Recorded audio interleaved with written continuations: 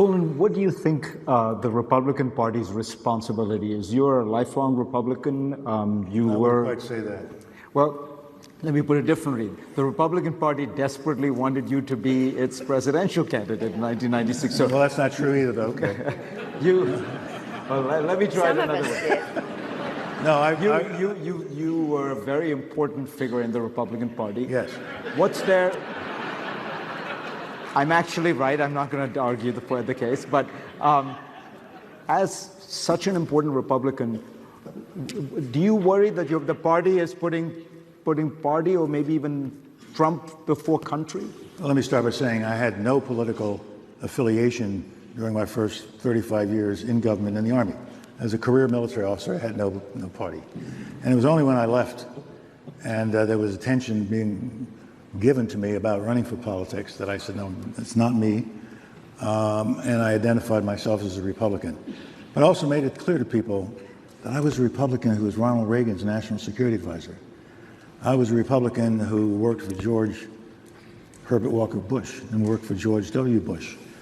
I'm a moderate Republican who believes that we should have a strong foreign policy, a strong defense policy, but we have to look out for our people. And we ought to work hard to making sure we're one country, one team. And so on that basis, I call myself a Republican. But in the state of Virginia, you're really nothing. You can be anything you want any day of the week. What do you think? Do you think to answer your question, the Republican Party has got to get a grip on itself. Right now, Republican leaders and members of the Congress, both Senate and the House, are holding back because they're terrified of what will happen to any one of them if they speak out. Will they lose a primary? I don't know why that's such a disaster, but will they lose a primary? And so they need to get a grip. And when they see things that are not right, they need to say something about it. Because our foreign policy is a shambles right now, in my humble judgment. And I see things happening that are hard to understand. A couple of weeks ago, the president put a circle around southeast Alabama saying that it's going to get hit by a hurricane.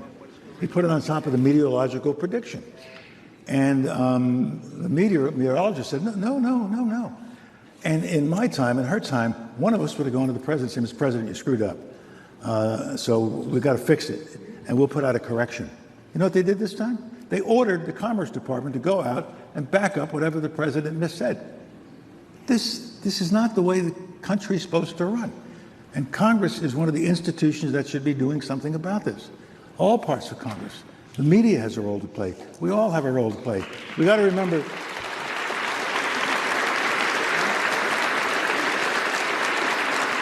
We got to remember that all of these pieces are part of our government: executive branch, Congress, Supreme Court, and the Fourth Estate. And we've got to remember what the Constitution started with. It's we the people, not me the president.